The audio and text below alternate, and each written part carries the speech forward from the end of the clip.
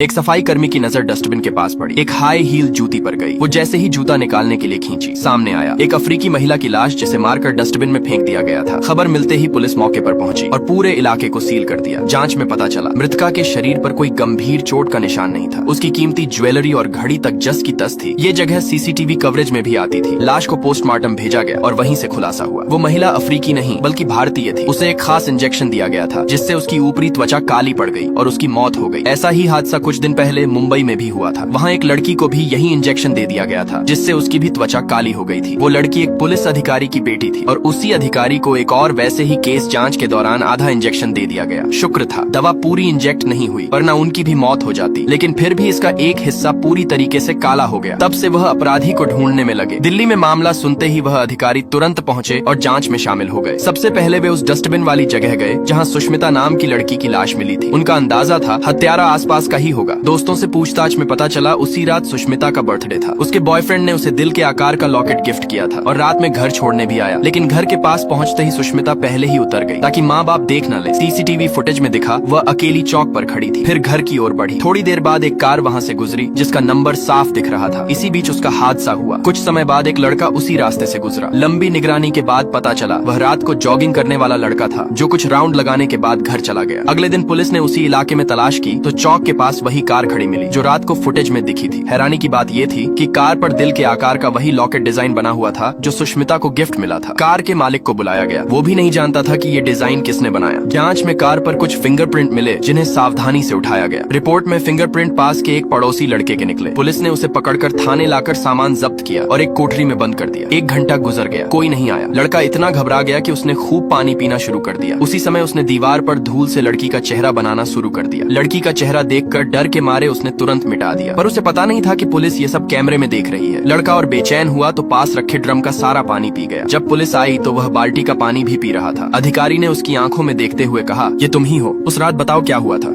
ये लड़का पागलों की तरह बिल्डिंग से नीचे पैसे फेंकने लगा। नीचे मौजूद लोग नोट लूटने में इतने मसरूफ हो गए कि अफरा तफरी मच गई। लेकिन यह सब बस एक चाल थी। असली खेल तो सामने वाली बिल्डिंग में चल रहा था। दरअसल इस वक्त इसका भाई बिल्डिंग के अंदर चोरी की तैयारी कर रहा था। इसने गोल शेप में ड्रिल किया और इसमें बम फिट कर दिए। फिर इसके ऊपर गड्ढा रख दिए ताकि कोई आवाज बाहर न जाए। इधर लड़का बिल्डिंग से कूदने का नाटक करने लगा, जिससे लोगों का ध्यान पूरी तरह इसी पर रहे। जैसे ही सबकी नजर निक पर थी, उसके भाई ने बम का स्विच दबा दिया। आवाज सुनकर पुलिस को शक हुआ। इधर ये टूटे छत के रास्ते नीचे उतरे। भाई ने लिफ्ट को हैक किया और रस्सी के सहारे उस फ्लोर पर पहुंच गए जहां करोड़ों के हीरे रखे थे। सिक्योरिटी कैमरों से बचने के लिए एक फोटो ली और ठीक उसी एंगल से कैमरे के सामने टांग दी ताकि सिक्योरिटी स्टाफ को लगे सब नॉर्मल है। अब हथौड़े से दीवार तोड़ने लगे, लेकिन तभी पुलिस ने निक की पहचान उजागर कर दी। यह वही पुलिस कर्मचारी है जो कुछ दिन पहले हीरे की चोरी में जेल गया और जिस होटल की छत पर यह खड़ा था वही होटल हीरो के मालिक का था। पुलिस तुरंत यहाँ पहुंची। इधर निक का भाई समझ गया कि अब वक्त कम है। इसने सब चीजें तेजी से समेटी और निक ने फिर से लोगों में हलचल पैदा करने के लिए नोट उड़ाने शुरू कर दिए। इस बीच इन्होंने तिजोरी के पास एक माइक्रो कैमरा लगा दिया। जैसे ही सिक्योरिटी मैनेजर पासवर्ड डालने आया, ये दोनों वेंटिलेशन पाइप में छुप गए। मैनेजर ने कहा, यहाँ मक्खी भी नहीं घुस सकती, पर उसे क्या पता था उसका पासवर्ड कैमरे में रिकॉर्ड हो गया है। जैसे ही वो गया, दोनों बाहर निकले, पासवर्ड डाला और तिजोरी के अंदर पहुंच गए। यहाँ करोड़ों की दौलत थी, लेकिन जिस खास हीरे की तलाश थी वो नहीं मिला। तभी हीरे का मालिक खुद यहाँ पहुंचा। इसके फेस लॉक से तिजोरी खुल गई। इसने देखा इसका हीरा अभी भी यही है। इसने जल्दी से इसे उठाया, जेब में रखा और जाने लगा। लेकिन तभी निक का भाई और लड़की बंदूक लेकर सामने आ गए। उन्होंने मालिक को रोका, हीरा छीना और इसे तिजोरी से बांध दिया। मालिक ने झट से पुलिस को कॉल किया, निक को पकड़ो। पुलिस ने चारों ओर घेराबंदी कर दी। निक ने चुपचाप सरेंडर कर दिया। उसने हीरा मालिक को लौटा दिया। लेकिन जैसे ही मालिक नीचे जा रहा था, निक ने बिल्डिंग से छलांग लगा दी। सीधा एयरबैग पर गिरा। फौरन उठा, मालिक को पकड़ लिया और उसे पीटते हुए कहा, तूने मुझ पर झूठा इल्जाम लगाया। ये रहा हीरा जो इसके पास ही था। लोगों को सच्चाई पता चल गई। निक निर्दोष निकला। उसे रिहा कर दिया।